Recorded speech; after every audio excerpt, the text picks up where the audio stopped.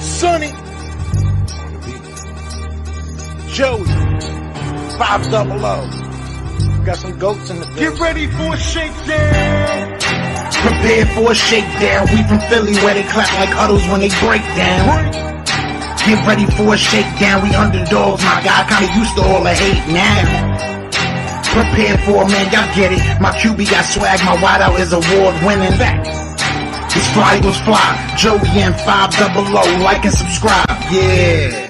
Here's a quote you can sing back. Shake squad up, and don't be a dingbat. It's a shakedown. Don't you frown.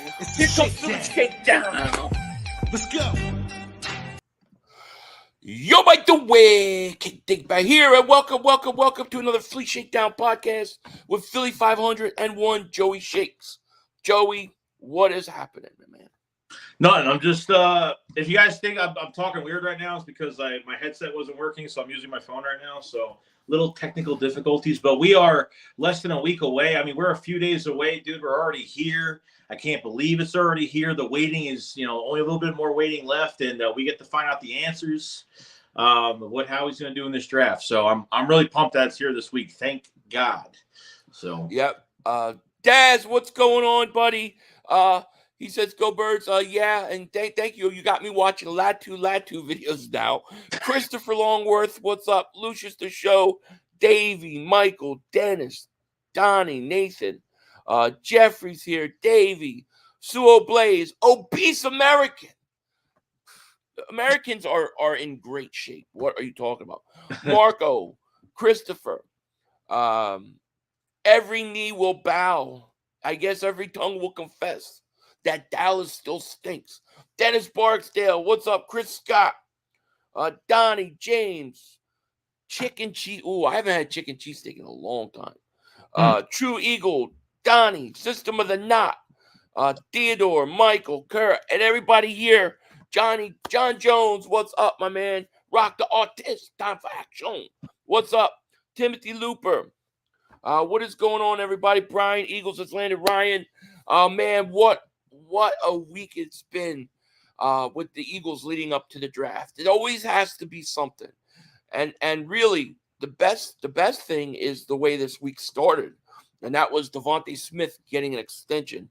Umbrella Man, thank you for Super Chat. Those are the two best Eagle fans on YouTube right here. Thank you, man. We appreciate that, man. Thank you so much. We appreciate that. But, yeah, so the Eagles, and let me pull this up. Here you go. Ian Rappaport wrote this, as we know. The Eagles have paid another big-time rising player, this time wide receiver Devonta Smith, gets a 3-year, $75 million contract extension. That includes $51 million guaranteed. The deal was done by whoever group in Clutch Sports. Keep Smith in Philly, which is what? Through 2028? yeah. Which is really important. And Smith has his $15 million fifth-year option picked up and another 3 years, $75 million. I mean, it was a great deal. And obviously, Devonta Smith took less money to go there, really, to stay. I mean, he could have waited it out for Jefferson, CeeDee Lamb. He could have really put it to the Eagles. But he didn't. He did it. This is why you pay the guys that are homegrown talents. Heisman Trophy winner. I mean, yeah, T. Higgins and Justin Jefferson and some of these other guys haven't got paid yet. I'm as shocked as you are that the agent did say, I think we should wait, I think, Devonta Smith probably got a little bit more than that maybe his original number was, but now working in that 5th-year option for 15.5 next year, and then 3 years after that, counting this year, you have him for 5 years, which is, right. Man, I mean, you work that 5th-year option into it, man. It was a bargain, man. It was a bargain. Yeah, exactly. And so this is the cap hit for him, according to Jason, at Over the Cap. So 2024, it's $8.1 million. That's nothing. 2025, $7.5 million. That's nothing. 2026 is $10.7 million. Nothing. 2027, $14 million. And then 2028 is $20 million, which may not be that big of a deal by the time it gets to 2028. But it also gives you the chance to restructure at that point in time. See, this is what I don't get caught up in the numbers and how much a guy is getting paid. I care about how the cap is hit. And that's a cap-friendly deal if I've ever seen one, dude. Yeah, it's a cap-friendly deal. Yeah. You know? Totally. Batman's twin, thank you for super chat. He goes, cornerback coming soon, no Diddy. No Diddy is the new way you have to say it, Joey. You can't just say pause now. It's pause, no Diddy. Not anymore. Yeah. It's crazy, right? Yeah. We're going to talk about a cornerback. No doubt about it. Batman twin gifted a Philly 500 memberships. Thank you so much. How many? Five channel membership. Thank you so much. I don't know who's getting them, but welcome to Dingbat Nation. And let me give everybody a quick announcement while it's fresh in my mind. So me and Joey will be streaming. We'll probably start streaming the draft night about an hour and a half early, somewhere around there. So if you guys are getting like revved up for the preview, we're gonna be doing that about an hour and a half early. And we got some surprises for you during that. I think we're gonna do something you guys will like and enjoy. So definitely check it out. Not gonna give it away right this second, but you guys I think will like it. So yeah, about what time's the draft start? Like 8 Eastern, something like that. Yeah, I think so. So it'll be like we'll be rolling like around 6:30, 7 o'clock. And we'll be streaming every second of the draft.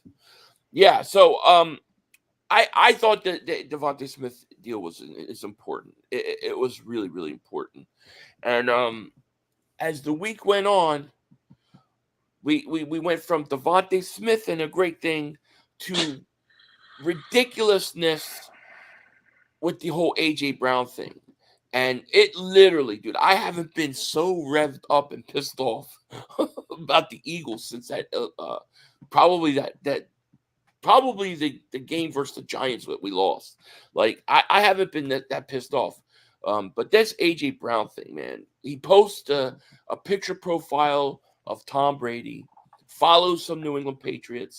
Then we hear that the Patriots are inquiring about wide receivers, and then everybody's worried that he is going to be getting traded. What were your thoughts on this whole thing went down? It's just to a point now where we're trying to enjoy other things. And when that one thing is working out, which is A.J. Brown has been one of probably, I've got to say, is one of the best receivers we've ever had in a long time. Anything that he does, any step that he takes, they will make a report out of it. It's just to a point now where, when you have receivers in the building, like we've had nice guy receivers, we've had guys that come into the building and, they're just nice guys and they don't have personalities and maybe they don't do much. And then, the front office, it's a lose-lose because the front office is either going to get blamed for things that the Eagles don't do. And then finally have a bona fide 2 number 1 receivers, especially A.J. Brown, that's been unstoppable. And anything that he does now, he gets shit on for it. And I think it's just really unfair. And there's certain people out in the industry that should be fucking ashamed of themselves. And I'm saying this. I wonder who Joey's talking about. I don't know what you call a radio show, what you call an actual podcast these days, because these guys are an absolute fucking joke to the Philadelphia news industry as of right now. And it's really pathetic, honestly. I think it's the most pathetic thing to see guys take other players down, twist the stories, the antics on the field that aren't a big deal. Players aren't supposed to have emotion during these games. It's just really ridiculous, dude. And it's just, we have to win the Super Bowl. This is never going to stop until this team wins the championship. No.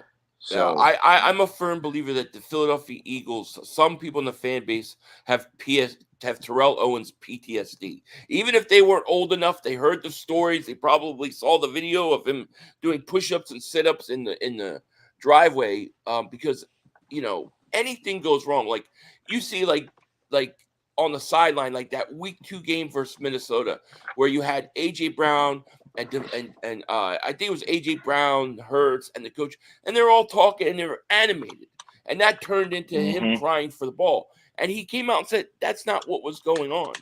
So, at the end of the day, I'm glad that the whole thing's over now. Albert Breer came out and said that the Eagles are not moving him, and hopefully this is the last we have to talk about stuff like that anymore. So before anything, so Howard Eskin did put out a tweet 5 hours ago. Okay, says in podcast of the morning show, Sports WIP, whatever. He said Eagles draft and who birds will likely take in round 1. So the AJ Brown nonsense about a trade being team, I'm told has had early talks about possibility of an extension. Mm-hmm. So and that's my theory about the Devonta Smith signing, was that I think Devonta was taking less and doing it early was opening the door to an extension with AJ Brown. Yeah, that's what it looks like. I never thought that this would actually happen, but then you kind of think to yourselves, like, does AJ Brown really want to play anywhere else?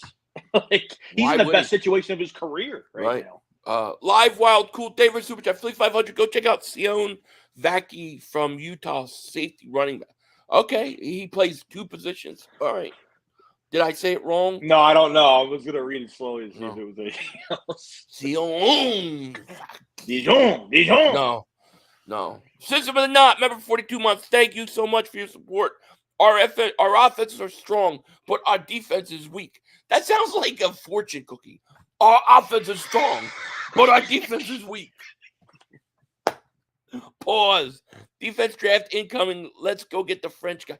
The flying Frenchman. Man. Yeah, maybe. Let me catch up to this chat here before we move on. Suo Blaze David Super Chat. He goes, trade for Surtain and pay him a mega contract, or trade up for Terrion Arnold on a rookie deal. We're going to talk about this because I am going to blow Joey's mind today, because for once I believe that the Patrick Surtain situation actually has some life. I think the door's cracked open just a tiny bit. And I want to give him my opinions on why and see what he thinks. But yeah, just going back to the AJ Brown thing, I look forward to him getting an extension, dude. And let's just say, for argument's sake, right? Let's say the Eagles were to trade him to New England. The only way that I could absolutely live with that is if they got the 3rd overall pick and got Harrison Jr. But why on earth would the New England Patriots ever give you a 3rd overall pick when they need a quarterback? And why would AJ Brown want to go play for a team that has no chance of winning anytime soon? It makes no sense, dude. No, none of it does. Yeah, and I keep seeing things about Embiid. Apparently Embiid got hurt again today on a dunk to himself or something. It's crazy. Always something, man. Always something. Let me see here.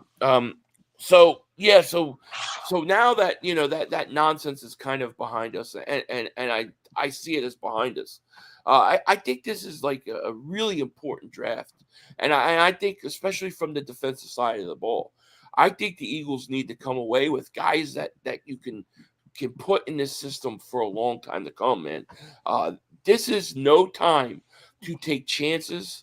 This is no time to not be aggressive, in my opinion, and sit at 22. Like, I think if you know who you want, you got to go up and get them, man. You got to. Yeah, I mean, I think for a year that you're going to have this year, like the news from Derek Gunn a week or two ago was, he had some inside reports on that how he's not looking for project players. He's looking for guys that could start right now. He's looking for guys right now that could be on the field. So I could see him being aggressive. Like, I don't see a trade back out of the 5 years. He traded up 4 times. I think they have a target. I think they want to move up for somebody. Where it's going to be, I would say the early teens to the mid-teens, maybe 14, 15, something, 14 to 16, I would probably have to say. And, I mean, from what it sounds like, even from some news today, maybe it's Terrion Arnold. I mean, there's been a lot of rumors of him, between him and Quinion Mitchell being one of the first 2 off the board in this draft. So it's going to be interesting to see. I'm looking at the roster of a whole, is what it is, especially at cornerback in general, with Bradbury still being here. Like, to a lot of these corners that aren't going to play purely on the inside. So to me, it makes no sense because obviously Cooper DeJean has been the practical guy that we would think that is the weapon for our defense. That could be that Swiss Army knife. They could play multiple positions. So it's gonna be really interesting, no doubt. Do you think, in terms of position wise, where do you think that where are you leaning that they're going to lean? I think they're going to lean on corner. Corner. I think corner, and like I would say edge is a possibility at 22, or they move up for one of the better guys. I hope. So you think they're going to go corner in round one? They might. And you're going to have to run around, what, in your underwear or something? No, that's linebacker. I told you this, like 5 times. That's what everybody tells me. Okay. Okay. Could they make a secret move, like a move that we don't know about? Like they might go after like Jackson Powers Johnson, Brock Bowers, they go tight end offensive line or something early. They could do that as well. That could be a big I don't know what you think, but I think potentially could be a surprise. Maybe. It's interesting. It's going to be interesting. I think corner's in play. I think offensive lineman is in play. And I think a pass rusher is in play. I think those are the 3 positions I expect them to choose from. Yeah. And then I'll say Cooper DeJean, the Flying Frenchman. Cooper DeJean. I see him as a guy that you use for all the different things that he can do, Jason Rose, thank you for super chat. He says, who's your top 3 corners in this draft? Mine is 1, Quinyon Mitchell, then Terrion Arnold, and then I probably go Wiggins. Yeah, but like I said, I don't consider DeJean as a corner. I consider him as like a overall weapon in the secondary. Yeah, I was going to say Wiggins is the same too. Yeah, Terrion Arnold is going to be a solid corner. I mean, if we were to get our hands on him, I mean, I just want Bradbury gone at this point. I mean, really, when you really think about it, like, do you think like they would late cut him? Like, does it make sense to, like, out of respect for the player, is it like kind of messed up to cut him like this late? I mean, has this been on the table for a long time? I mean, Avonte Maddox could have been cut post June for $7.1 million, and they cut him on the spot before free agency or during free agency for $2 million, just for him to have respect for him to go out and check for other, look at other teams. But I mean, if Bradbury wasn't here, this would be easy because they would be corner all the way. Right. But because a lot of these guys are going to be purely on the inside, and Bradbury's only going to be here for this year, probably both are starting corners. You're going to have a new secondary next year. Could Isaiah Rodgers be in the mix, during camp, or could it be? I don't know. I mean, there's so many different things. Right. So Batman Twin, David Super Chat. Watch out, Dallas signed their long snapper. Oh, God. Watch out. They stink, boy. Who did they sign recently? Freeman? Whatever. What was that guy's name they signed the other day? I forget the running back. Yeah. It's crazy. Who is that? I think I don't even remember who it was. I don't remember who it was, so I can't say. But it's funny because I was listening to Mark Holmes, and he's like, he's acting like the draft is coming, and now the Cowboys are going to make their moves, and they're going to get players. It's like, dude, the Cowboys are being forced to have to get players. Like, the league is mandating, here's your draft picks. You have to pick players because they do nothing. It's the funniest thing to me. Dallas stinks, man. I think Dallas takes a giant step back this year. Dad says, I was out on Latu after watching all his film. I'll be happy with him if that neck is good to go. See, I look at Latu. I look at him. I look at Cooper DeJean. I look at those guys, and I think they're boom or bust. Like, I don't think there's any in between with those guys. They're either going to be stars or they're going to suck. I just feel that way. Latu. Would you draft him? Would you be okay if they drafted him? Look, I know people make a big deal out of the injuries, but we've done it before. We've drafted guys coming off ACLs. I mean, we're talking about something that happened in 2020. We're not talking about last year. I mean, he's got the numbers. That's what matters. But I understand that there's people that are going to be afraid. But, you got Landon Dickerson off an ACL. Right. So we can agree or disagree on this. Like, I was on the he was my top guy now, but to be honest, but the thing is, he's more of a fit. in Philadelphia with the pass coverage. Jared Verse I think is the best pass rusher, edge rusher in this draft. But the problem is he's not more of a coverage guy. So you'd go Dallas Turner or you'd go Latu in this draft if that's what you really want to do. So yeah, I wouldn't mind him, especially if for some reason you stayed at 22. I wouldn't mind him, but I think he's a definite boomer bust. I really like Verse a lot, but I think you have to get up to about 11, 12 to get a chance to get him. Yeah. So, and I like Turner also. So, I mean, those are guys I like, but it always worries me about the Eagles choosing a pass rusher in the first round. Howie's record again drafting pass rushers is not good in the first round. It's not good. I mean, he missed on what's his face? Derek Barnett. I don't care what anybody says. Nobody's going to tell me that was a good pick just because he recovered one fumble in the Super Bowl. I'm sorry. That was pretty bad. Much. Remember the other kid they got, the linebacker with Chip when they had Chip Dip Kelly. I can't remember his name off the top of my head. Well, Marcus Smith. Who? Yeah, Marcus Smith, another bust.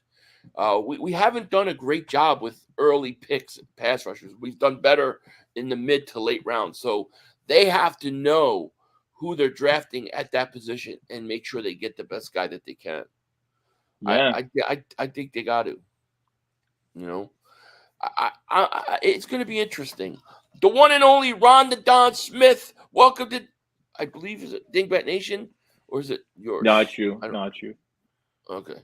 Welcome to Dingbat Nation, my man. Thank you so much for joining. Dad said Kool-Aid would be higher if they could throw his way last year. They threw to Arnold. That's the reason Arnold flew up the charts. I like Kool-Aid too. I mean, I think those guys are both going to be really good. Bubba David Super Chat, he goes, who is starting difference if we play tomorrow? Who is the starting difference? What does that mean? Like you mean like who's the different starter that we brought in that is going to make a difference on the team? I think Saquon Barkley. I think the Saquon Barkley move offensively is huge. It's a huge move. I also think C.J. Gardner-Johnson. I think the reason why Bradbury ain't going anywhere is because the Eagles believe with C.J. Gardner-Johnson back that Bradbury will have a much better year. Oh, I think they think that.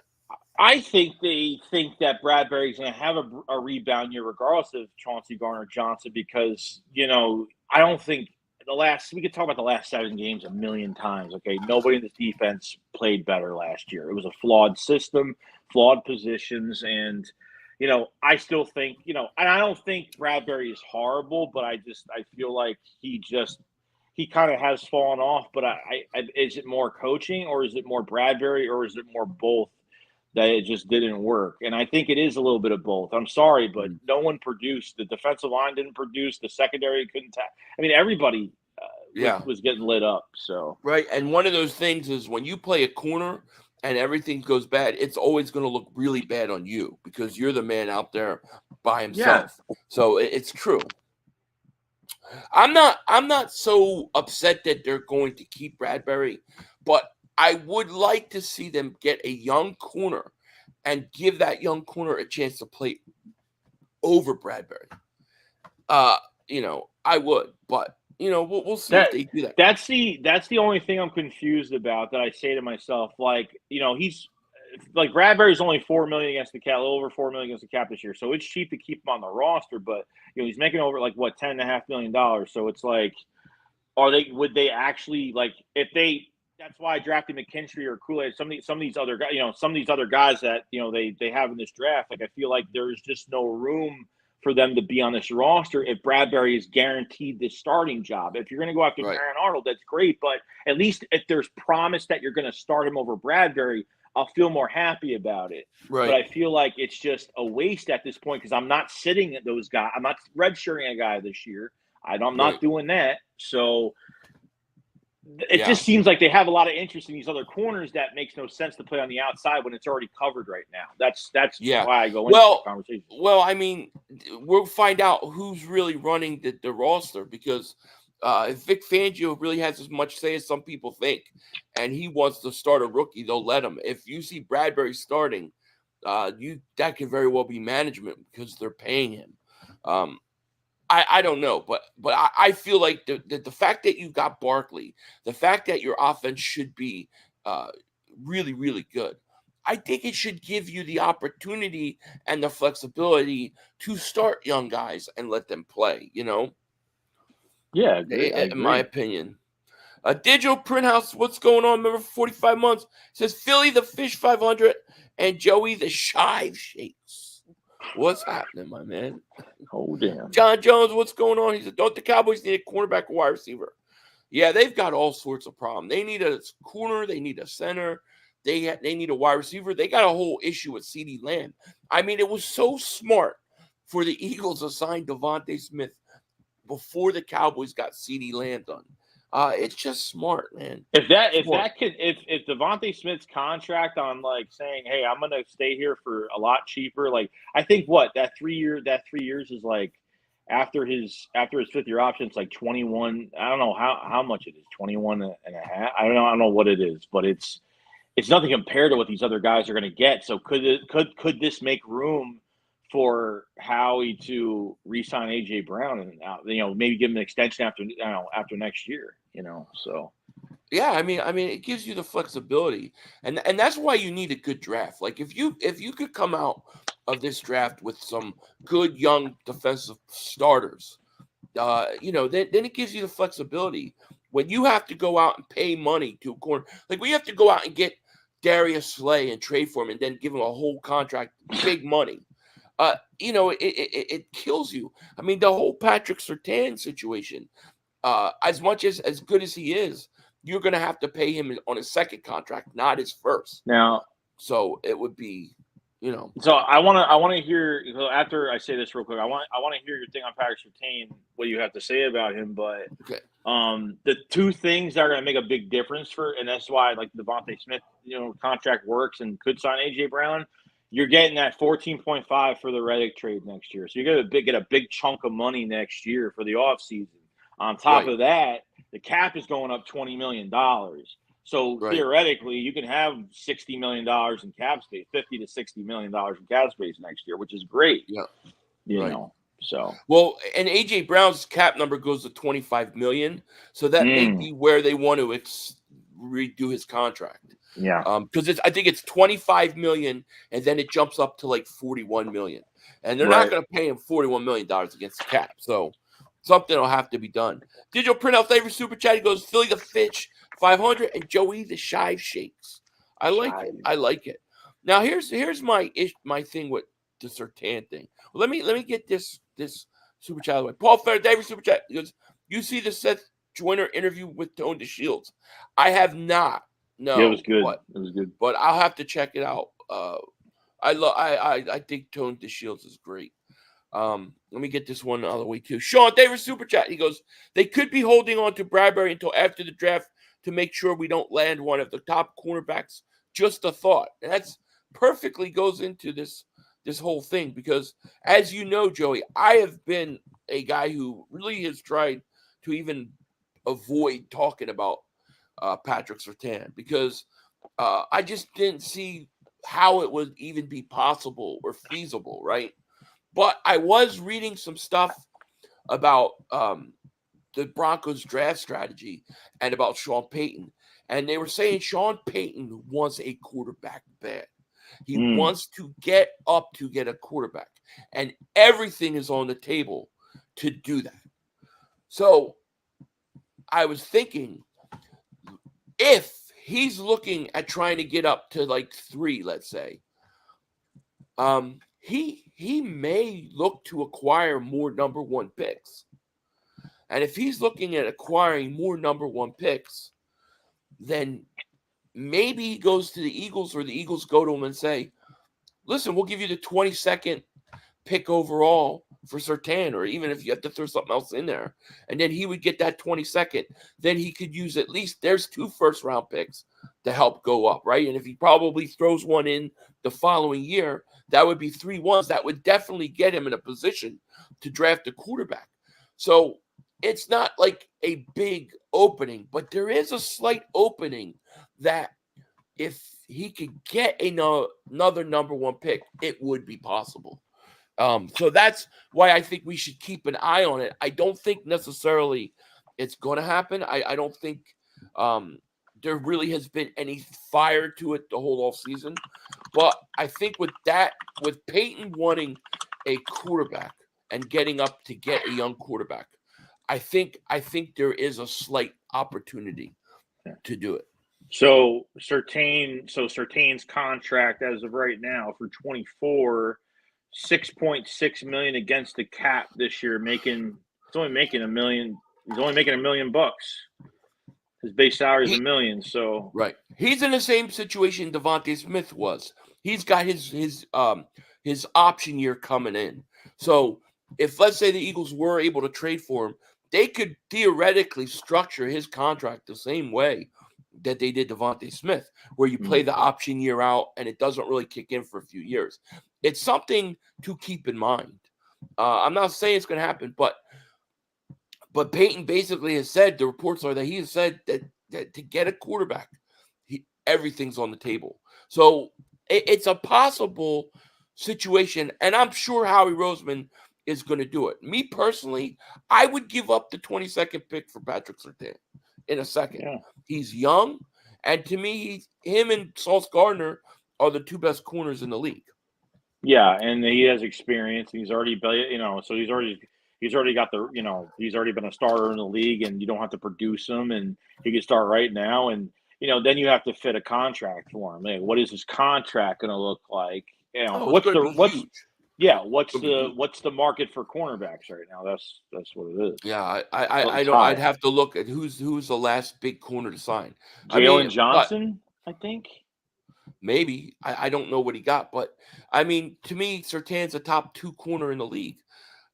So I'm not saying it's going to happen, nor do I think it's going to happen. But finally, for the first time, I actually think there's a path where it actually makes sense, as where I didn't think it made sense the whole off season. Yeah, that's interesting.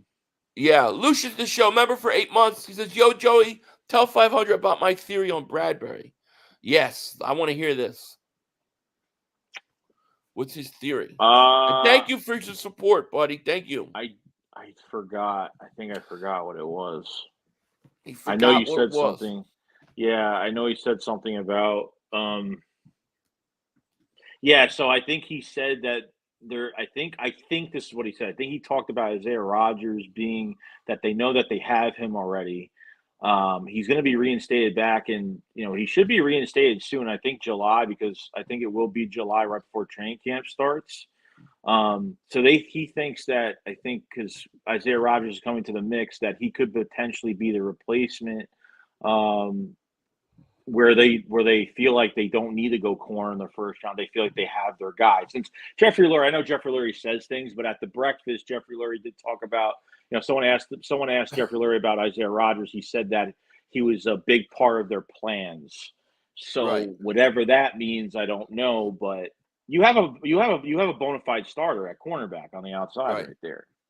Yeah. So. Well, I don't know what's going on with his situation because a couple guys got reinstated.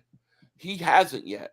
One of the guys that was reinstated was suspended the same exact time as him because I thought they were all early, but I went and looked it up. One of them got, and I forget which one it was, got suspended at the same time. There was some rumors, I think it was Andrew DiCecco or whatever, was saying he might get 2 years suspension. I don't know if that's any truth to that or not. That would be horrible. I imagine he's going to get an opportunity to come back soon, hopefully. I think Isaiah Rodgers is the only cornerback out of all those gambling suspensions. He's the only one that has bet on his own team. I think that's where they take it far. And that's that where could be a problem. I think that's the problem. And I think he put out this highlight video the other day like he was coming back. So maybe he's had some emails or some phone calls with, I don't know, some NFL executives. He bet on his own team, you're saying, right? With the Colts, he didn't bet against his team. See, to me, if you bet on your own team, that's not a big deal. If you bet against your team, then that's a problem.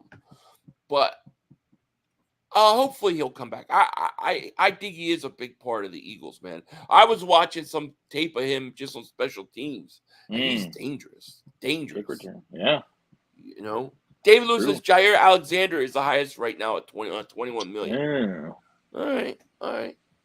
Yeah, it's gonna be interesting. Dre Diesel, Daver Super Chat. He goes, NFL got to tell the Eagles what's up with Rodgers before the draft night. If not, that's some dirty birdie bullshit, and Goodell is trading to fuck us. Well, I think that's why you got to stay with the one thing. You have to just go best player available.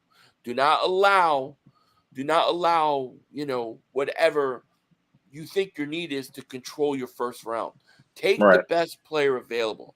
Now, I'll say this. I think that the best – if you're going, like, what position has the best chance to start right away, I think it would be right guard. I think if you drafted somebody that could play right guard, I think the chances of them starting right away is above corner and above an edge rusher, pass rusher. Yeah, I mean, like Troy Fontana, who's already visited the team, or he's talked to the Eagles 2 times, one at the combine, one at the – I like him a lot. Yeah, and I mean, Cooper Beebe would be great in a second just because he's played left tackle, left guard, right guard, and he would fit in perfectly. J.C. Latham could start right guard right now, could kick out the right tackle when Lane Johnson retires in a couple of years. So there's options. There's a lot of value in that second round, Philly.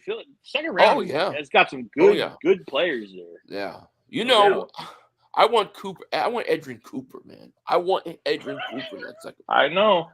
God, I want him. Pause, no Diddy.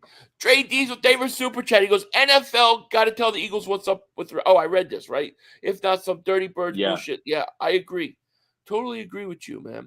Leon Banks, a member for 4 months. Thank you so much. He goes, Sills is a clown. I hate how he cuts you off. Hey, he actually apologized to that about cutting me off, but I didn't think he cut. I was okay. We were okay. You know, I was double moonwalking that ass about the A.J. Brown situation. So we were all good. You know. Lacey Ford says it's a 2-year minimum, but that was implemented after he was suspended. Well, then they shouldn't be holding him accountable to something after, you know. No. Yeah, that's crazy. Batman's twin Daver Super Chat. He goes, Texas boy is an Eagles chat because Dallas still stinks. Yes, they do. Texas boy, listen, the Cowboy fans have to come to the Eagles chat to get anything with any action because the Cowboys haven't done anything all year. There's nothing to talk about. You know? It's crazy to me. Zachary says, what's good, 500? And Joey, what's up, my man? DeJean is my favorite corner in this draft. Then it's Mitchell, Arnold, and Wiggins. Drafting any of them would be sick. I agree. I'm telling you what, man. I am like, I have this weird like desire to get Cooper DeJean.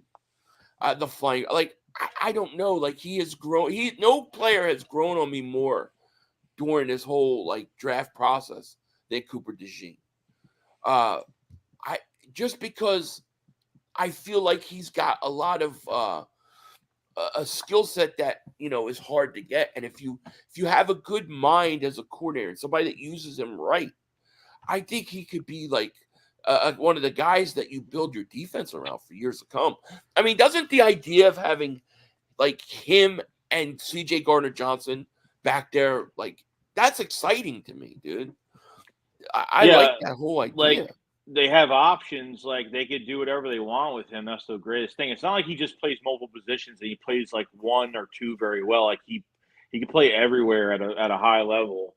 His main focal is outside corner, but he could pan to the inside. They can move him. They can make him a Malcolm Jenkins piece to this defense. And then if you have an injury, like the more hybrid players you have, the better it's going to be. You have Sidney Brown, you have Chauncey. A post-draft sign could be Justin Simmons if they don't hit on a certain safety. He might be out there after the draft if they don't hit on it. So there's plenty of options out there. And DeJean just can cover so many of your weak points for years. Right. Yeah. Nathan says, I'm back down a little bit on Cooper, to be honest, riding the wave. Gotcha. Troll King says Rodgers will be eligible for reinstatement 9 days. All right, that's great. Get him back, John Jones loves Jackson Powers Johnson. And he says, Jackson Powers Johnson, man, I know Stoutland, you want him. Listen, that's enough. Him, Fatanu, the kid from Alabama, I'll take any of those offensive linemen because, one, you got Stoutland. But the question I would have if you drafted Jackson Powers Johnson, do you play him at center or do you play him at guard? I almost want to put him at guard and just keep Juergens at center. Yeah, the weird thing is Juergens did his little presser, and I don't even think he even said that where he was going to play. I mean, he's not going to say anything because he doesn't want to give up draft strategy. Probably told not to give up draft strategy, but I don't know what's going to happen. But the Eagles have an opportunity. Jackson Powers. I mean, I don't know how far you have to move up, but it's probably going to be far. You probably have to go between 12 to 14. I mean, probably for you think he's going to go that early? He potentially maybe. I think he'll be there. What I think is Fatanu. I'm seeing mock drafts where he goes in the top 12. So I'm like, I don't know. That's why I think you're going to have to move up in this draft to really get somebody you want. I think you have to try to get to 15, 16. Yeah. Paul Fetter, David Super Chat goes, Seth said Howie got rid of Reddick. Yeah, I have to see that. Okay. So Howie said it was bittersweet. He said it was a win-win on both sides. I'm just not getting this. I'm not getting this whole trade on how it worked for both sides at all. I just don't. If the Eagles valued Reddick that much, how it's a third round 26 conditional, I know every time I talk about people in the comment section are always like, get over it. I understand to get over it, but dude, there's nothing from that trade that's going to help us for this year. We're talking 2 years from now. So I just have a feeling something happened and it went sour and Reddick, Howie's hands were tied and they had to just get something for him. Right. He hasn't signed his contract yet.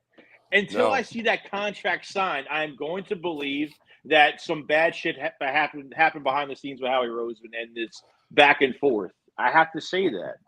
Well, just the way that Howie answered the question when talked about the compensation, he got very defensive. And to me, it made me think that there's just more to the story. I don't know what it is, but Might be wrong. At this point, who knows? All I know is he's gone, and Bryce Huff and Nolan Smith, two guys that have to really go out and prove it. Because if they don't produce, we're in big trouble defensively, dude. We're in trouble. They've got to produce. Kenneth Toombs, thank you for the super chat, man. Appreciate it. We appreciate it. Dyrose Tube, thank you for the super chat. He goes, TJ Tampa. You know what that means? Thank you for the super chat, though. Paul Fetter, thank you for the super chat. He goes, DeJean is great depth, a slot, and a safety. I agree. See, I think DeJean is one of those guys where, it's similar to how he looks at Barkley. He didn't say, well, we signed a running back. He said we signed a weapon. I think Cooper DeJean, his ability to be a playmaker, a ball hawk, a guy that could play in a slot if you need him in a slot, could play on the outside if you need him on the outside, could put him at safety. I think a guy like that provides so much versatility on defense.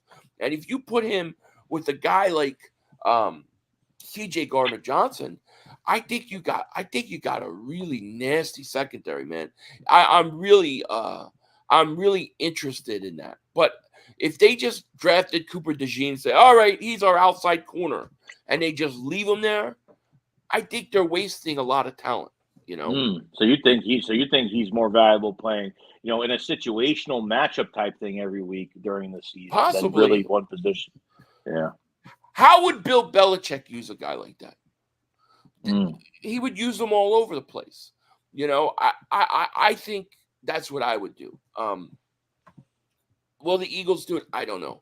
But I think that there's a shot.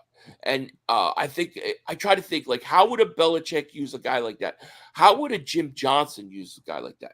When Jim Johnson had Dawkins. He went to Dawkins and he told Dawkins, and Dawkins said this, we're going to build the defense around you.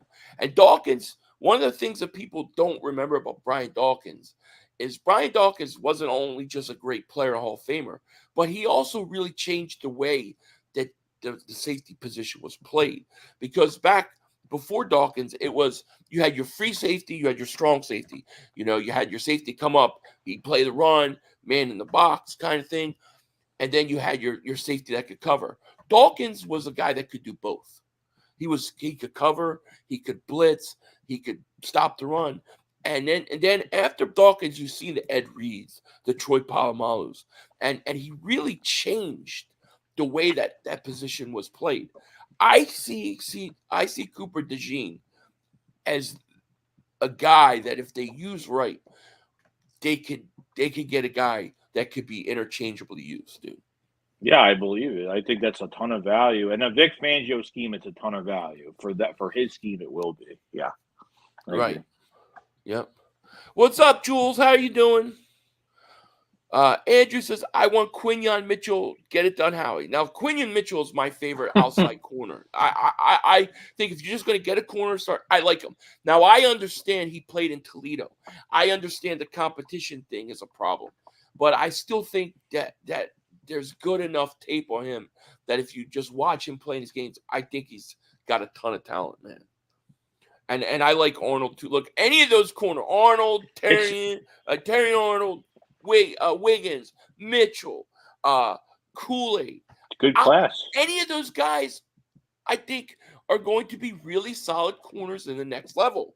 They may not be high-end Patrick Surtain or Sauce, but I think that you're looking at guys that could be Pro Bowl solid guys, They have to get this right because you're losing Slay and Bradbury after this season. So your secondary is going to look different next year. Right. And I think not only do you have the opportunity to get one of the best corners in this draft, whether it's a Swiss Army knife in Cooper DeJean or a Terron Arnold, but you're in a position now where you go into next year. And I mean, with the depth that you have, I think you have perfect depth with Eli Ricks, and Keely Ringo might be stepping up this year. And, Tyler, the whatever his name in the nickel spot, they have a lot of potential there. There's some guy and had starting experience last year, not in a great system, obviously, but I think they're good all around. They just got to add another body to it. I think we'll be good. I agree.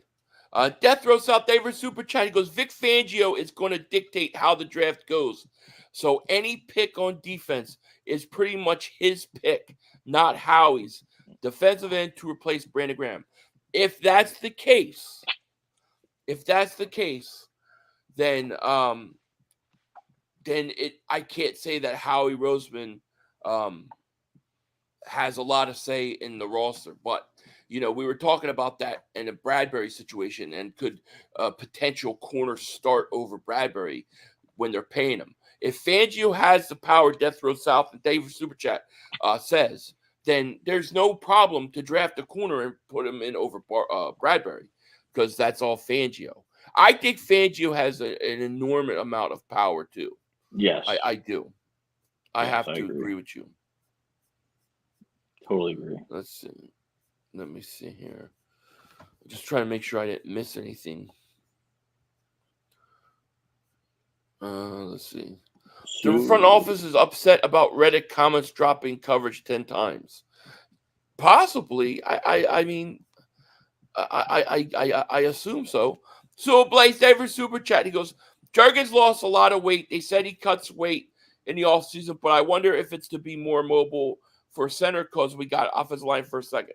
I think it's because if he lost weight, I think it's more to be a center.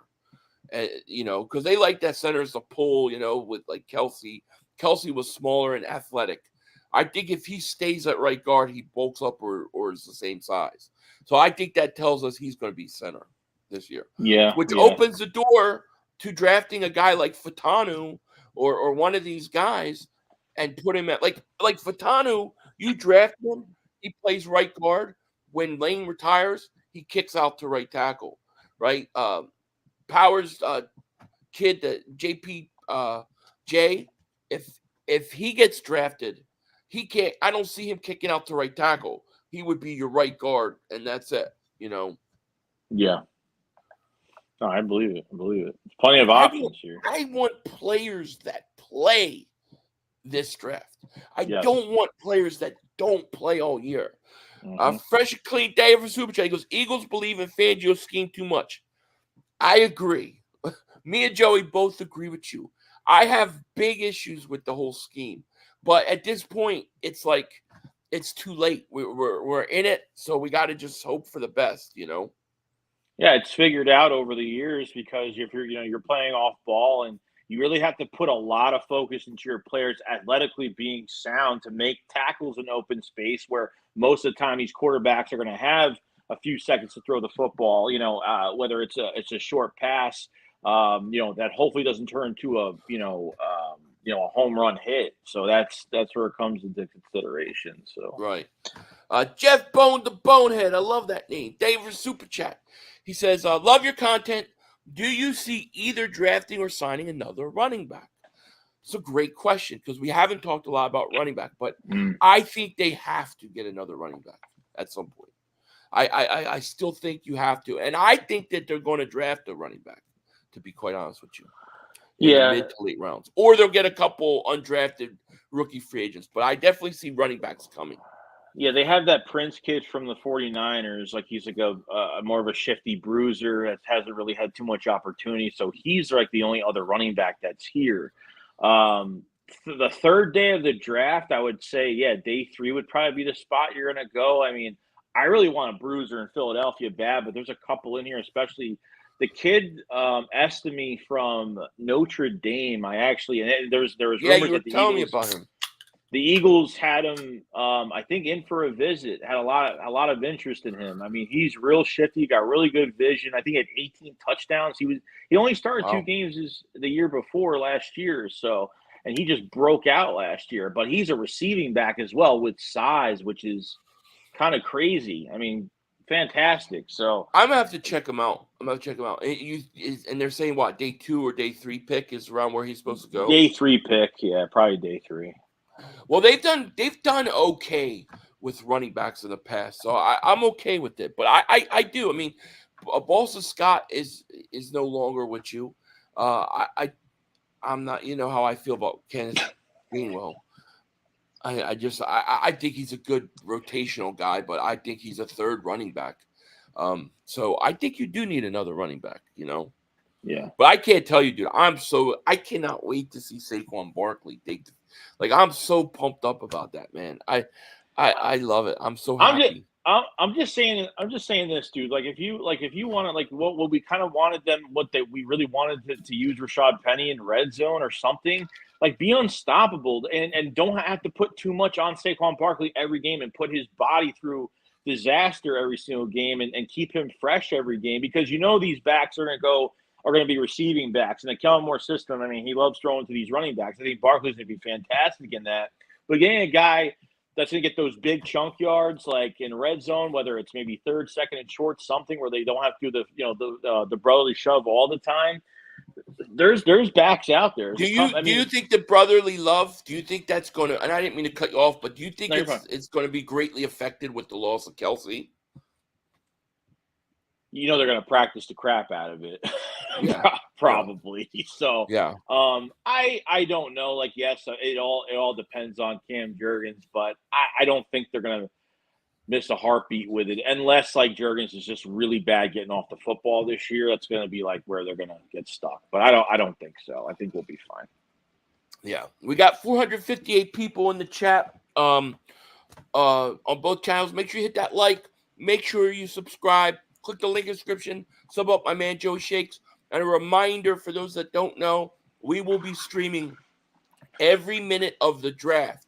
And we will be starting day 1 of the draft early. We got something special for you guys coming on that Thursday before the draft starts. So you guys definitely want to be here because it's going to be a wild time. Now, that said, I got to say this. We don't give you the picks 20 minutes early. We know you could get the picks early. Very easy to do. But to us, this is a viewing experience.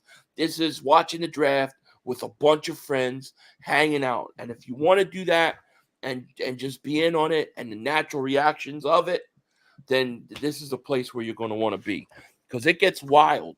Our Matt Corral jerseys are ready to go. They're ironed, they're clean, and it's going to be one hell of a 3 days.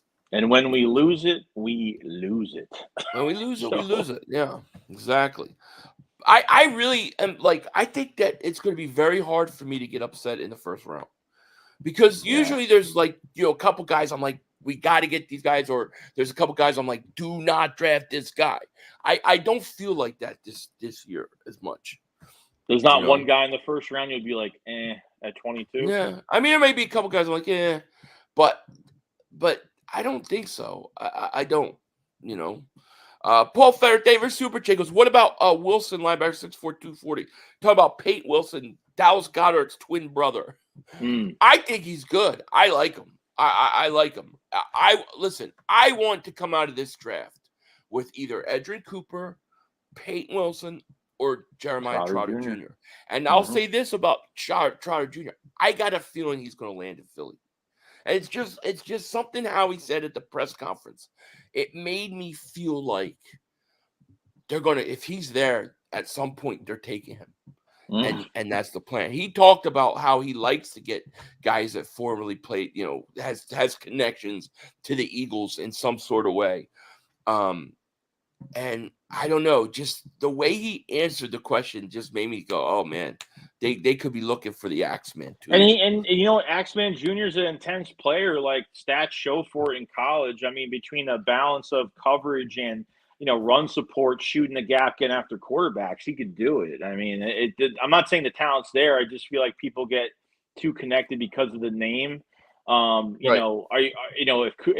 Edgerrin Cooper's on the board, and you draft, him instead, it may be a problem. But that would bother me. I think Cooper is going to be really good, dude. I do.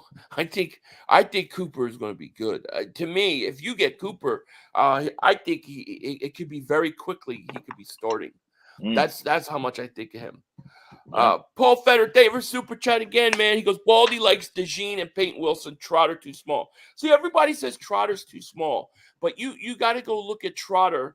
Go look at Ray Lewis when he came out. Go look at Patrick Queen. Go look at their size at the combine. They're basically the same size. It's what he can do to get stronger and to get bigger. I think he'll be fine. But Trotter's size doesn't scare me. Nakobe Dean's size is he was like 220 coming out of the draft. So it's like, I think Trotter's size is overblown. I think, he's on the smaller side. I agree with that.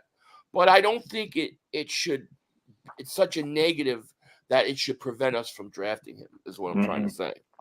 Agreed. But I do like, I have Cooper and Wilson ahead of him as two of my linebackers, How would you feel if we came out of the first two picks with DeJean and Peyton Wilson or Edgerrin Cooper?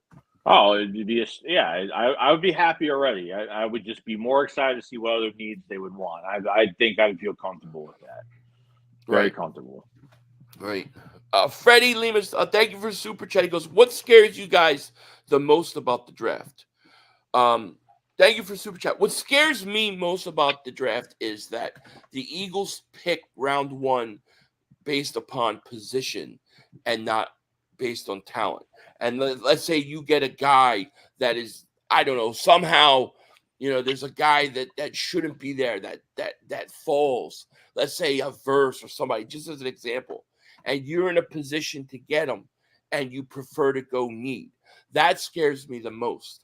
I want the best player available in round one. I don't care if he's a linebacker. I don't care if he's a corner, offensive lineman. I don't care. I just want the best player available, because the chances of hitting a first-round pick is low. Most first-round picks don't pan out. So I think you got to go best player available. That scares me the most. What say you? I'd probably say something that's more analytical. I feel like they take something more from a monster combine over what they've done in college. That kind of freaks me out a little bit because we've obviously been down that analytical road way too much. Where this player was top 3 on this drill and that drill, and they make so much about it. Where the stats in college really don't pan up to what testing is testing at the end of the day, and I think it is important. Depending on position and some of the activities they do at the combine. But it's obviously just a dog and pony show at the end of the day, just for draft stock to really go up on some of these players. But I think there is worth in the combine. I think there is things you could take from it that you could say, okay, yeah, that's, you could take certain activities and say, wow, this guy's got great athletic ability.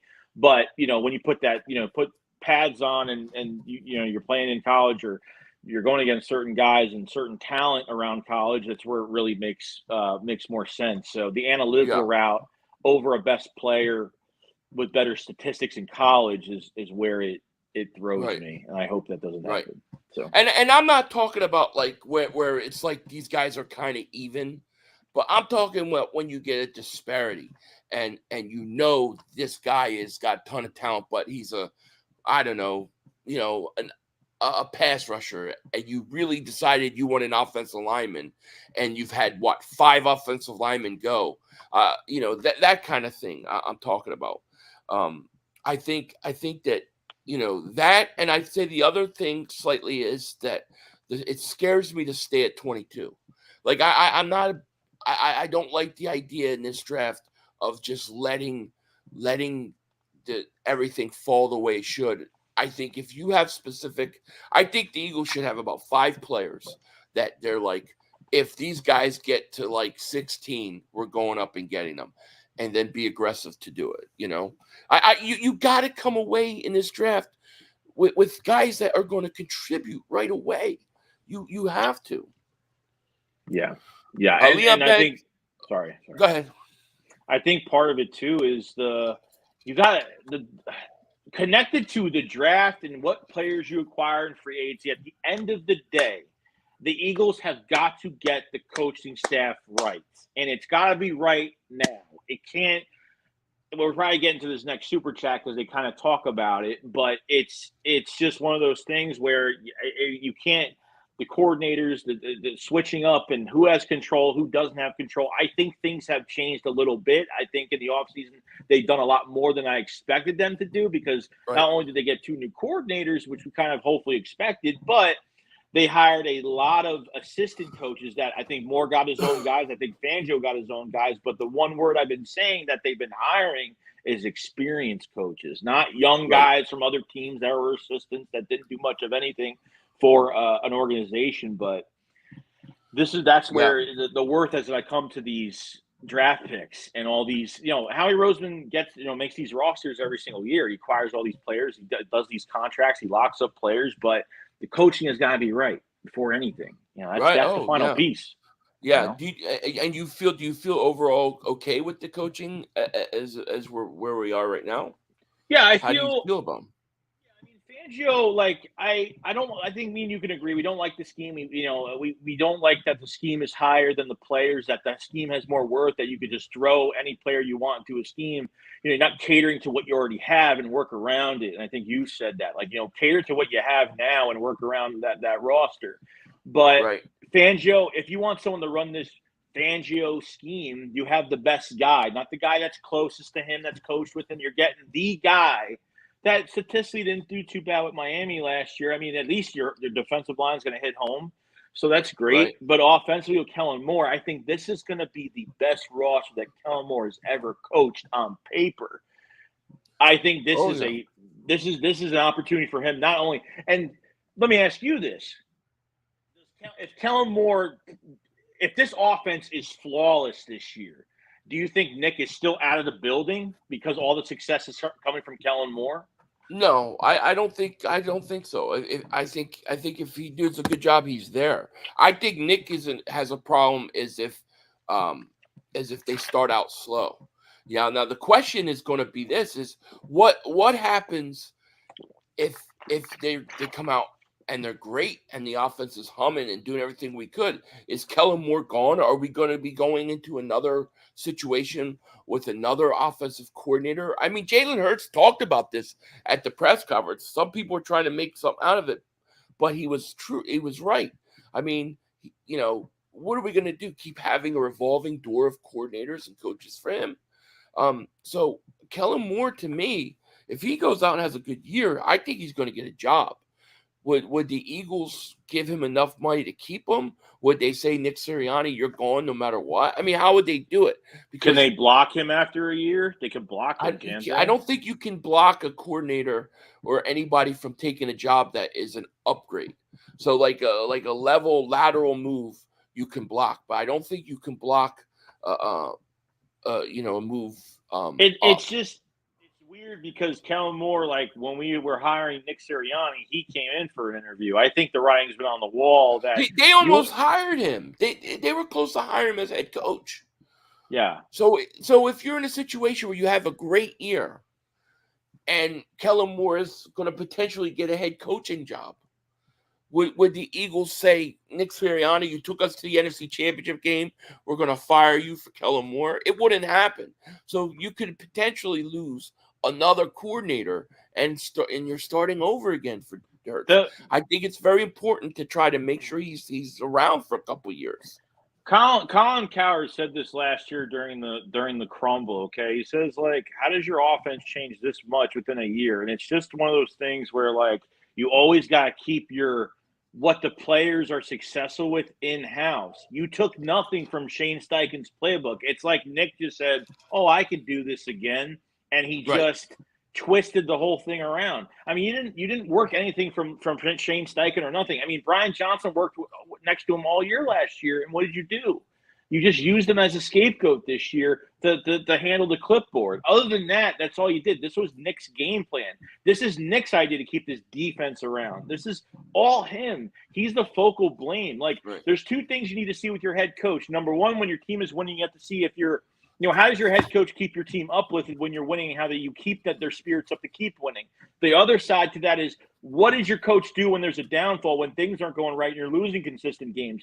I wasn't impressed with Nick Sirianni did and how he handled this team. And, he couldn't give the play calling over because you hired so many of these non-experienced young coaches around him that couldn't do much of anything.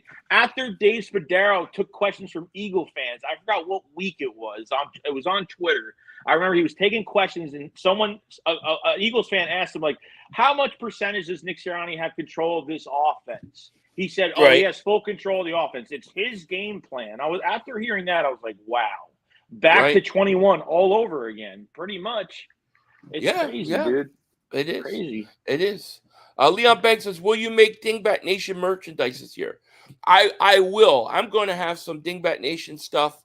Me and Joey got some Philly Shakedown stuff coming, some draft stuff coming. It's going to be an exciting week. But, yeah, we will definitely be doing it.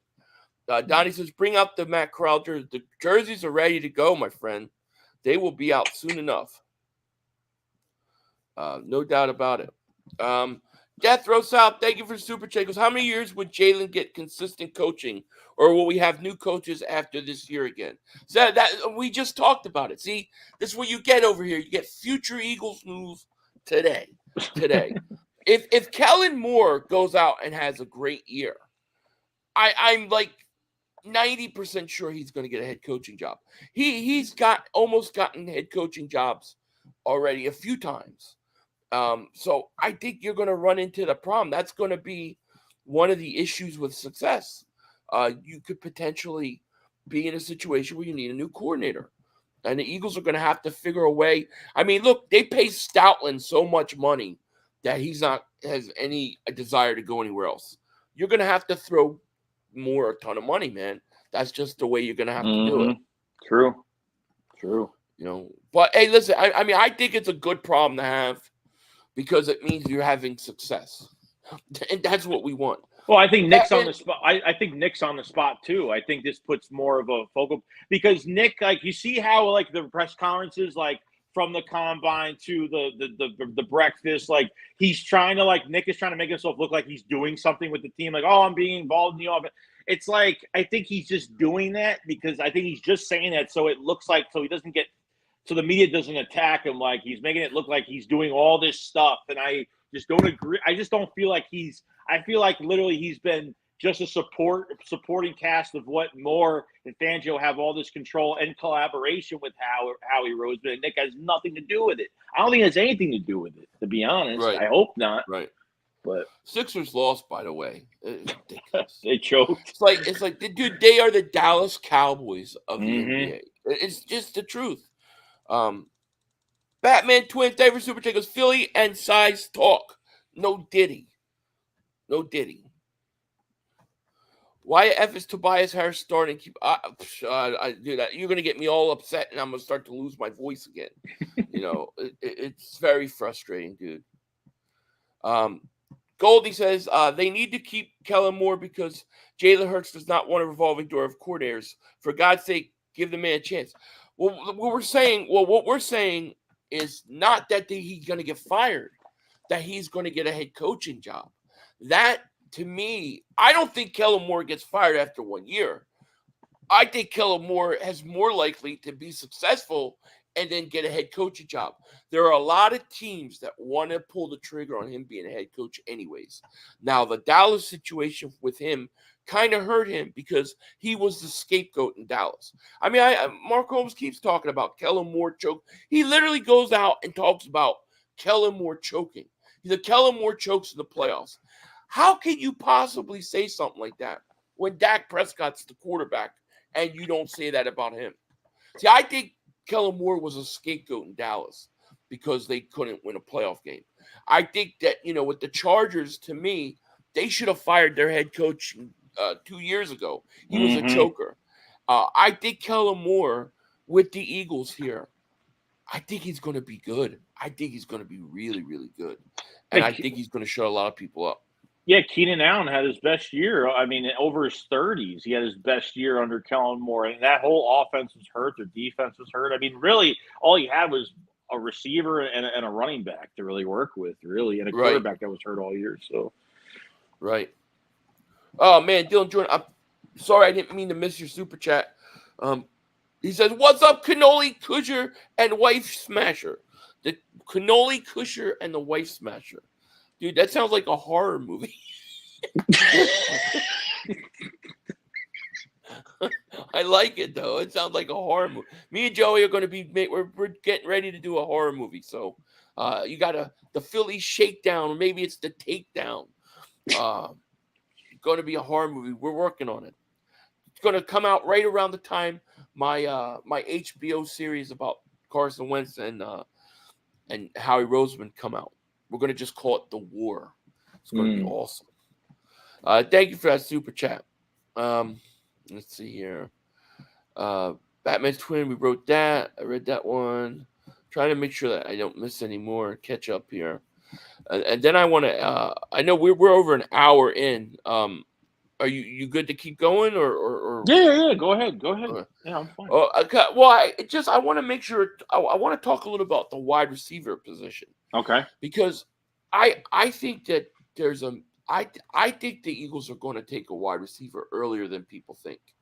I mean, how do you feel about where we are at the wide receiver spot? Not Brown and Devontae, but your third, fourth wide receivers. Like, I think Devontae Parker's shot. I think Paris Campbell's on. I don't think they got good enough wide receivers to say that they've really even upgraded. I would almost rather have Zacchaeus back than have what we have. So I feel like they're doing that because they're getting ready to draft a wide receiver. I think they're going to take a receiver somewhere around the second round with one of those second round picks. Yeah, potentially. Yeah, like that's been one of our weakest positions. Even our last Super Bowl, that was the weakest position where we tried to count on Quez for these big plays. It just didn't happen. Unfortunately, guys get hurt and guys just can't give us their all, and they just have an upgrade there. It's not hard to find a wide receiver 3. This draft is depending if they want a big receiver with speed, like Xavier Legette or Donovan Mitchell, or they want to go like a Ricky Pearsall or a Ladd McConkey, like would be even Anais Smith from Texas A&M. That's another guy that could be a 4th, 5th round Well, pick Worthy. this year. Yeah, I mean, Worthy. I mean, they need to get a route running specialist. Like, they need to get a guy that's twitchy, that could stop on a dime, turn direction, like somebody that's going to be a threat on the inside. And Yeah. I'm telling you, like, if they don't upgrade that position, I feel like you're just wasting it. You're going to waste this whole draft away. There's so much you could do. Like the fact that they spent like Parker was like, hey, basically the Eagles got paid to take him. Campbell, you know, I mean, it's true. It's true. Am I right though? I mean, they were basically paid to take him. Yeah. But Campbell's, you know, I mean, listen, he's got a lot of speed. He has shown. I always thought he was going to be better than what he was. And yeah, he was with the Giants and the Colts before, but like, I feel like that they got those guys because I see those guys as 4th, 5th wide receivers. I think there's a giant hole at that 3rd wide receiver spot. And I think they're going to look to this draft to take one. I really think you know, in the 2nd round, I think we're going to go 1 linebacker, 1 wide receiver. That's what I think they're going to do. And, you know, I don't know which one first, but I think they're looking at these receivers going, we could some of these receivers are better than Parker and Paris Campbell right now. So I think they're going to take a receiver early. Now, what's interesting to me about the receiver situation is if they plan on signing a A.J. Brown long-term extension, I think you go for a guy like Aladdin McConkey. If you're looking at going, you know, eventual replacement in a few years, then maybe you go Leggett, maybe you go Mitchell, you know. So, but I do think they're going wide receiver earlier than people think. Yeah, it's a possibility. I mean, I think what's gonna designate that is if they get an offensive lineman in the 1st or 2nd round. I think that's where it's gonna designate it. So we'll see. Yeah. Texas Boy says 500. How could you say that when he was trash with the Chargers? Stop making excuses because he's on the Eagles. Dude, I said it when he went to the Chargers. He was the scapegoat. The Chargers were a mess last year. Listen, the Chargers, that whole coaching staff blew it in that game versus the Raiders, where all they had to do was basically not do anything, and they both go to playoffs. He was a choker. That team was destined to fail. And no, I don't blame Kellen Moore. But how could you sit there with Dak Prescott as your quarterback, who throws pick sixes and loses and does nothing every playoffs? How can you sit there and put any responsibility on anybody else but that quarterback? He is so overrated, and he's a choker. That's just the truth. He's the only player. He's the only player that's been around the last 8-9 years. He's the only player that hasn't. That he's the only substance of that franchise that hasn't changed. Has been the only problem. If everything else is changing around him for this long, and they're scapegoating everything around him, then right. I mean, it's the truth. I mean, you know, and by Mark Holmes having to, you know, make excuses for him, it's just ridiculous. Like Mark Holmes, every video he does is Dak Prescott. Here you go. Dak Prescott just put Jerry and Stephen Jones on notice. Can the Cowboys just get here? Sick of the daily drama. He's talking about Dak. It's just days away from the draft. Did Dak just let the Cowboys know whatever? Cowboys playing games, chicken with Dak. Dak Prescott taking Cam Newton's advice about being a dog. I don't know. What a bunch of bullshit. Every video he does is making excuses for Dak Prescott. They don't hold him responsible. They let him off the hook, and he could never survive in Philly. Sorry, I just had to But say. as a fan, how do you let him off the hook? Like, I'm sorry, but I saw a different reaction from Mark Holmes during that playoff game. I saw a way different reaction. Yeah, you look at his initial reaction, it's the most real it's going to get. Then everything else from that point of that playoff game, Mark Holmes has been doing damage control all season on Dak Prescott. Now, one time did he say, Dak Prescott needs to show us he can win. It's everybody else's fault, including Kellen Moore, who wasn't even there. It's a bullshit. Sorry, I had to go off on it.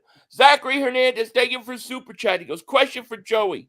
Yo, Joey, what are your thoughts on this year's offense? I believe Saquon can have 1,500 all-purpose yards, Jalen 4,000 plus all-purpose yards, AJ and Smitty plus 1,250.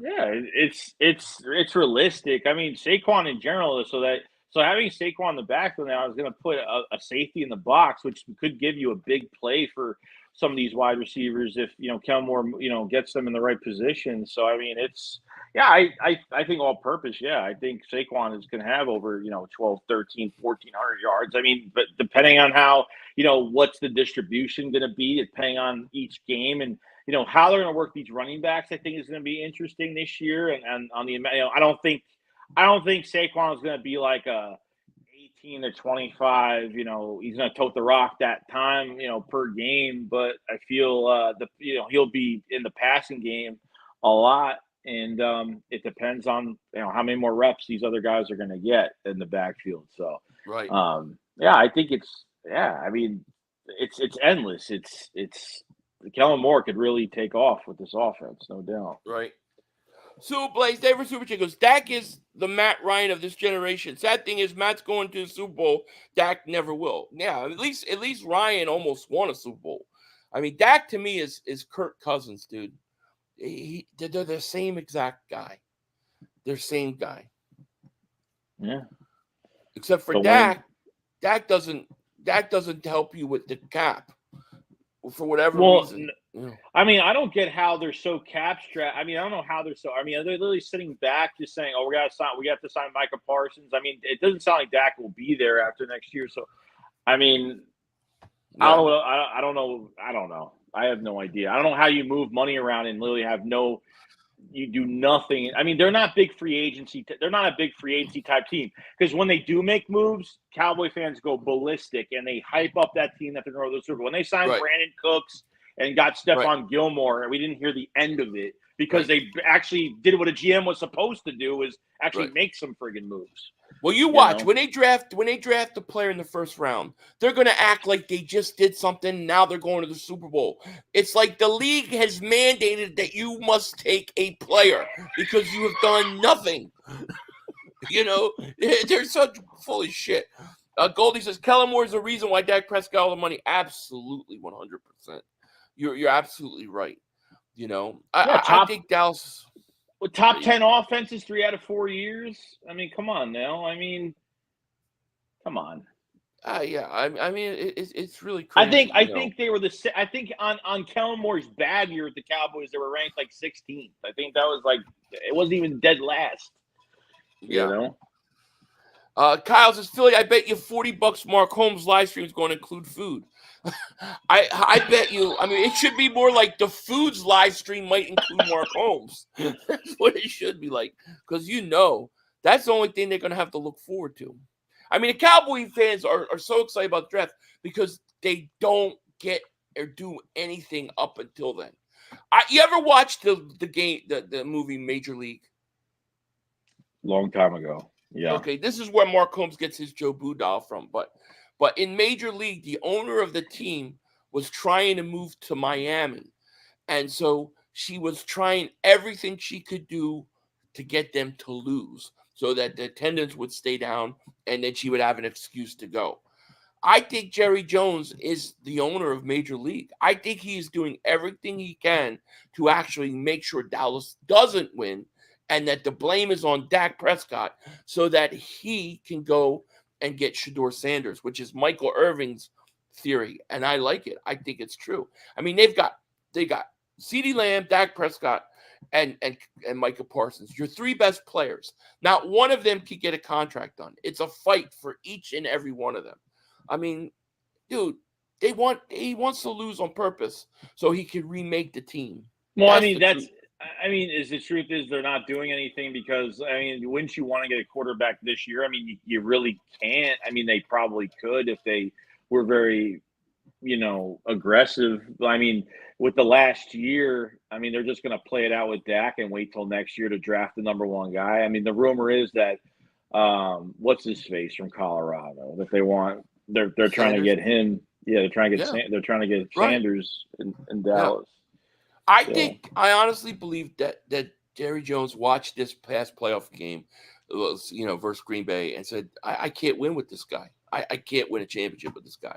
I can't just get rid of him. No, I'm gonna have to do things off the beaten path. And I think that's why they haven't restructured his contract. So now they can blame Dak for being up against the cap. All of a sudden there's all this different things with girls coming out about Dak, and he's in the news. A guy who's been a stand-up guy, who's been a great guy personally. Yeah. So, there's no Dak Prescott's a good guy. All of a sudden, all this bad stuff about him's coming out. Why now? Because Jerry Jones is they're putting it out there on purpose. They're trying to blame Dak Prescott.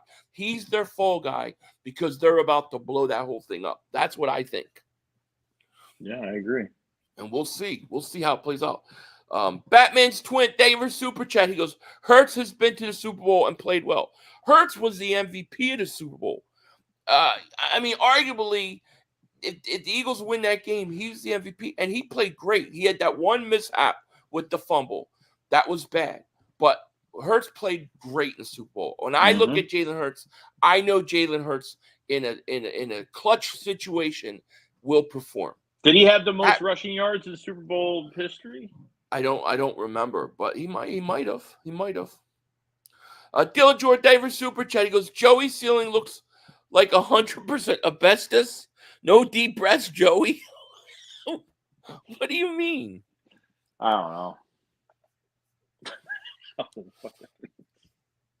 know. Frank Reynolds says, hey, Philly, any chance you stream any Sixers playoff games? Maybe. If they could actually get out of, where they're at now. If we could get past the draft, because this week's really busy with the draft, but maybe, possibly. The problem I always have with basketball streams is that they always start while I'm still working.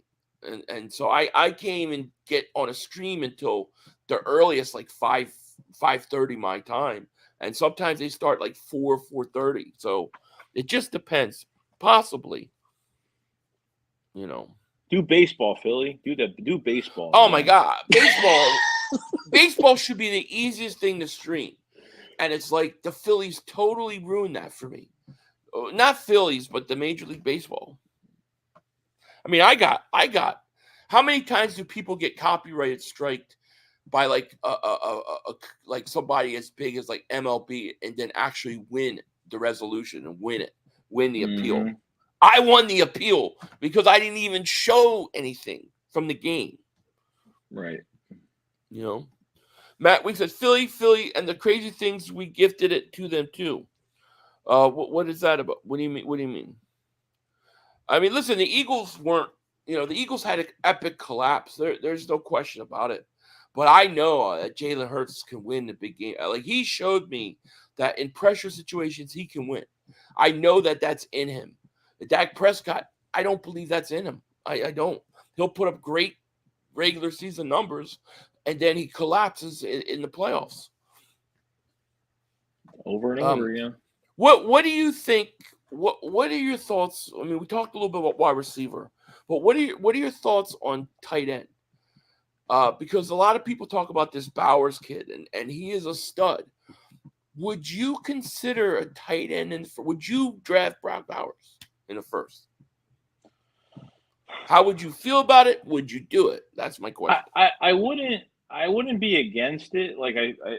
I feel like they definitely need, because your defense is going to change next year at cornerback, and I feel like there's just so much more they need on the defense. Between 3 defensive linemen leaving next year, and then your whole cornerback room is going to change next year. It's hard for me to take a tight end that early. I mean, if they did, I wouldn't be upset over it because it's definitely for a need now where they can do 12-man personnel. If they don't want to get another receiver and they feel good with Paris Campbell and they feel like they could integrate these guys, fine. But what I feel with even Brock Bowers is that you're literally going to get a guy because, Dallas Goedert's 28 years old right now.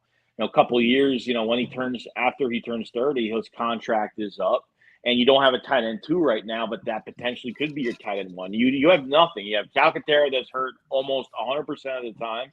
And you have Albert they get traded for last year and did absolutely nothing with him. So for me, it's more points on the board. I mean, if you're going to add, then add. I mean, maybe if they get a tight end, they won't go after a receiver too early in the draft. So, then if you get Brock Bowers, I don't think you go after a receiver from the second round. They could go surely just defense in the second round, but or offensive line or both, whatever. But I wouldn't be against it. I wouldn't be, because potentially it is going to be a need. And Dallas Goedert misses 5 games a year. I mean, whether it's his fault or not, it's just what it is. So no, I agree, and I see the I see the tight end 2 position as a big of a hole as the third wide receiver spot. I see it similar. I honestly feel that if Brock Bowers, if we're drafting, and if the Eagles draft board said that he was the best player available, I'm okay with it. Do it. I'm fine. It'd be crazy to have two tight ends like that. I mean, your 12 personnel would be lethal. It'd be scary. And I would be okay with it in that situation. But he'd have to be the best player available on the draft board. And I think he's going to go really early, to be honest with you. I think he's going to go. I heard he might go top 12. So he might. We'll see. Let's see. I love Bowers, but we need secondary help so bad. We do need secondary help, but like I said in the first round, you can't worry specifically about need as much as talent in the first round, because what you need this year, next year might be a totally different thing. People say, well, draft this guy. Like drafting a guy just based on the system you run, and then what? In 2 years you get rid of the system and the guy doesn't fit anymore. Like I think really gotta make sure you get the best player available, in terms of the most talented, most upside.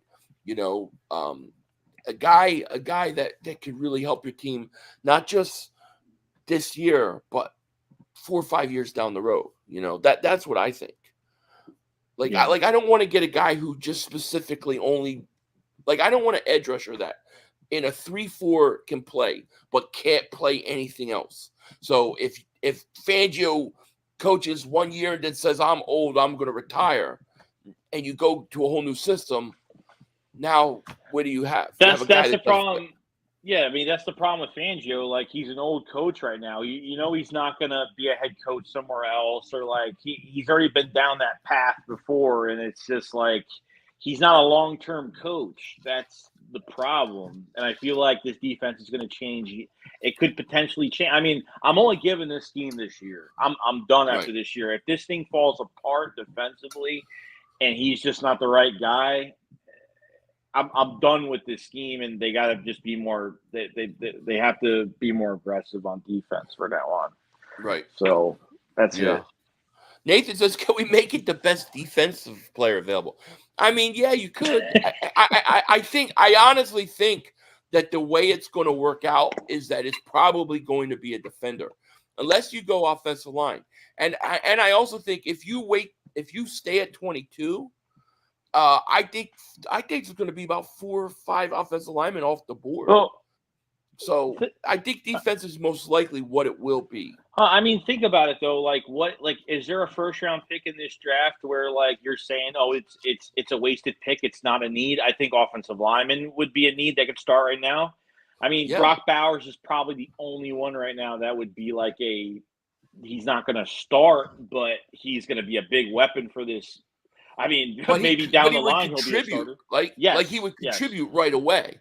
Yeah. An edge rusher question is if you get an edge rusher, he won't start because you're paying Huff and you got Nolan Smith, you got those guys. But he should be a contributor. I don't see how anybody that they take in the first round doesn't contribute right away. Unless you want to say if they draft a corner and then they start Bradbury and Slay. Then you have a guy maybe sitting in the back, True. Richie FC says 500. How shocked would you be if Jordan Davis is traded? I would be shocked. I would be shocked. However, if the Eagles had make a decision, we're going defensive tackle, then I think you need to trade him. because you've already drafted 2 defensive tackles in the first round last 2 years. I don't think it'll happen, though. But I do think Jordan Davis, man, it's a big year for Davis. He's got to show us that he can play all year. Yeah, I think the only thing I've said the last past week about Jordan Davis is this: if they draft a DT in the first round, 3rd year straight, they do this again. Okay, I don't think he'll get traded. I think potentially he could just play out his contract and just that's it, and then they move on. I think that's the direction they'll probably go. So probably. I don't think it's going to be DT. I'll probably be a little surprised that they'll go DT in the first round I would again. Be shocked. So I would be shocked. Joe says, I'd be excited if they trade up for the sweat kid from Texas. He's going to be good. I think he's good. He's going to drop, though, right? Didn't he just get busted? DWI. So he might actually fall. I don't know how far, but it's going to be very interesting to see what they do. Like if the Eagles, if I had to guess and say, what do I think the Eagles do? I honestly believe they're going to trade up a few spots and take an offensive lineman. I think they want a guy like Futon or something.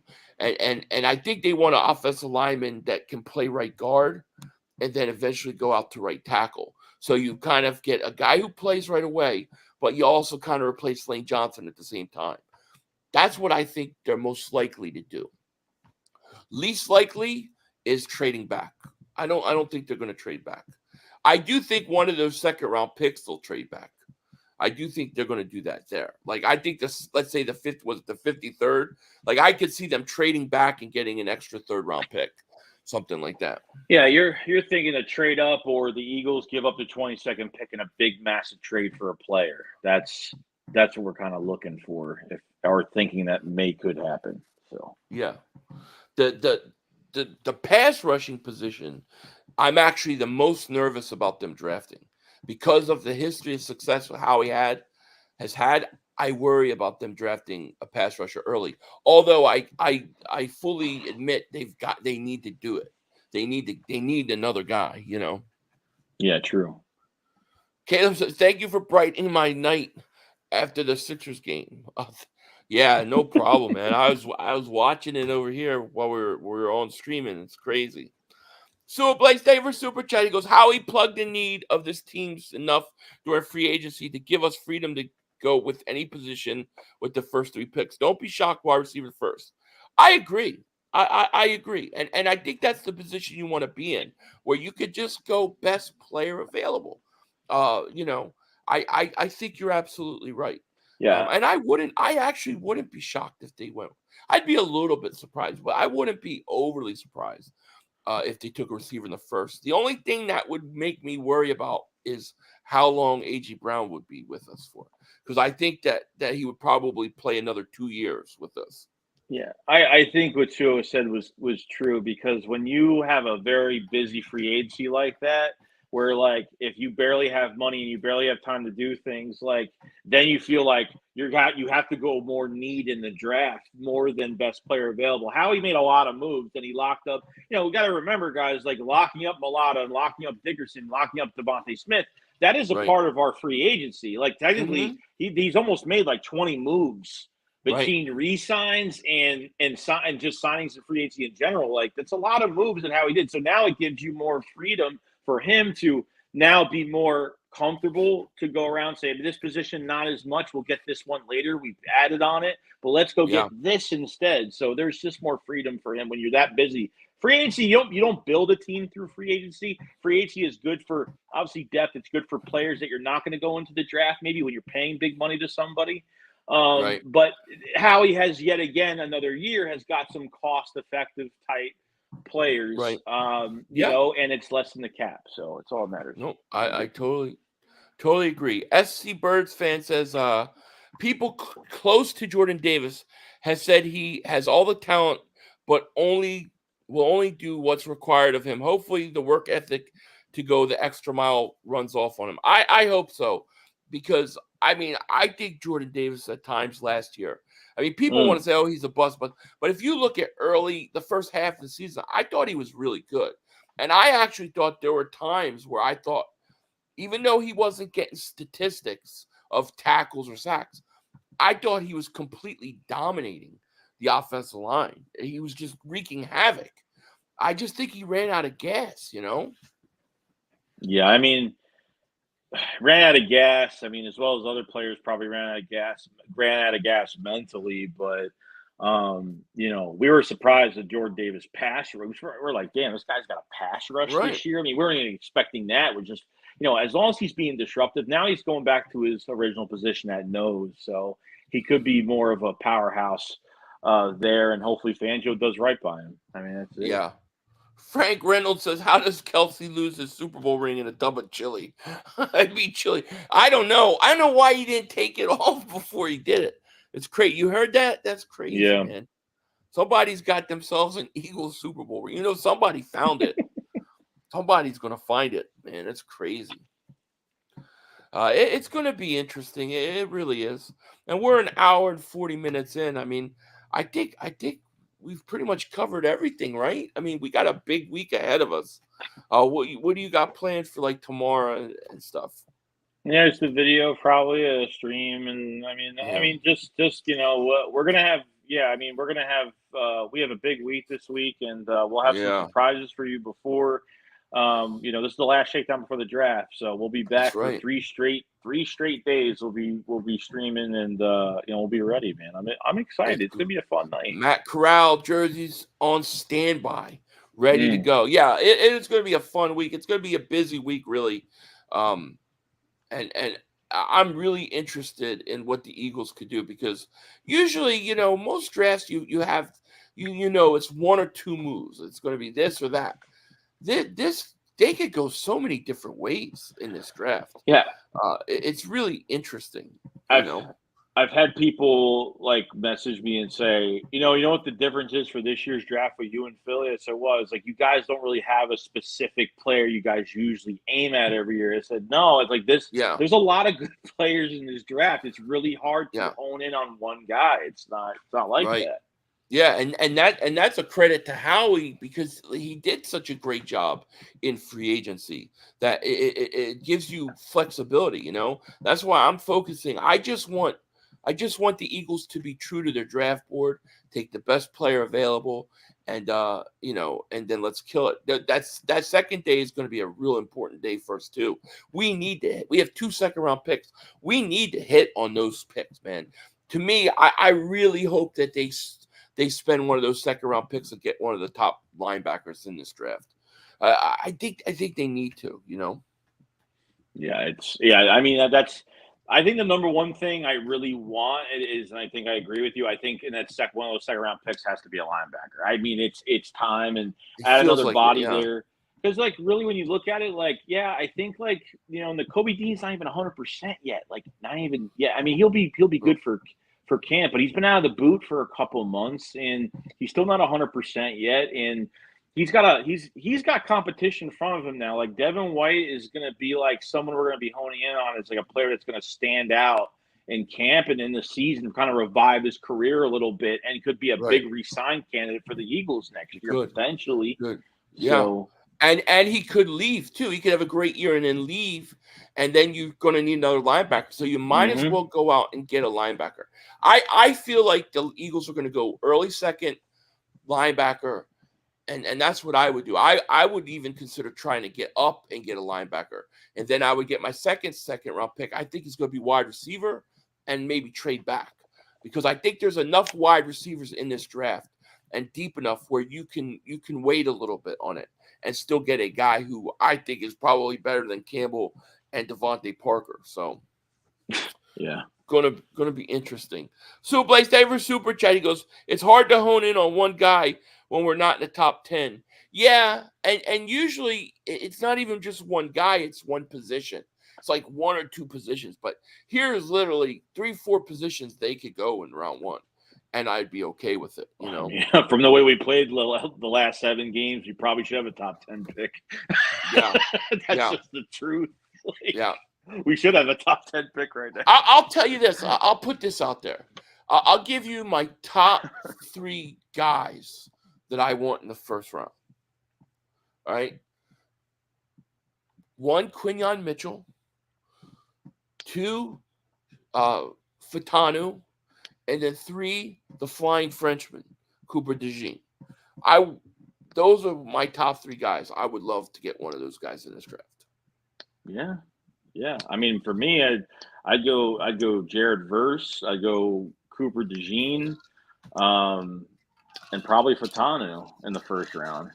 Yeah. Jared Verse would be my number 4, but those are the guys I really like.